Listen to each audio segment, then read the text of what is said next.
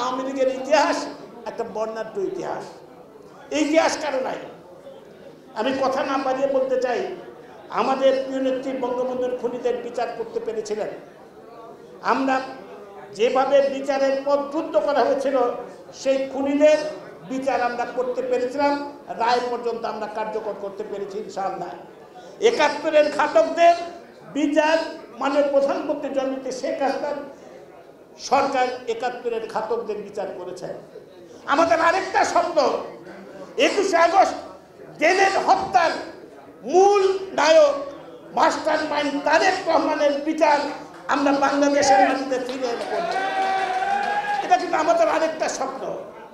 আজকে বিএনপি নেতা ফখরুল ইসলাম আলমগীর বলেন যে তারেক রহমানের কথা কেন আমরা বলি, তারেক ফিরিয়ে আনার কথা কেন বলি, আর তারেক ফিরিয়ে আনে বাংলাদেশের মাটিতে তার বিচার কার্যকর করব, এটা আমাদের স্বপ্ন।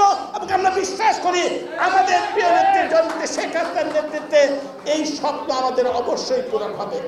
আসুন আমাদের যে ইতিহাসের ধারাবাহিকতা রক্ষা করে আবার বাংলাদেশকে এই জঙ্গিবাদ, এই বাংলাদেশের এই সাম্প্রদায়িক শক্তি, বাংলাদেশের রাজনীতির সেই একেবারে বিষবৃক্ষ যারা নাকি এই সন্ত্রাসী দল বিএনপি, এই গোষ্ঠীকে বাংলাদেশের রাজনীতি থেকে বিতাড়িত করার জন্যে আবার আওয়ামী লীগের এই ৭৫ বছরের জন্মদিনে আমরা শপথ নেই, এই অপশক্তিকে বাংলাদেশের রাজনীতি থেকে বিতাড়িত করতে হবে।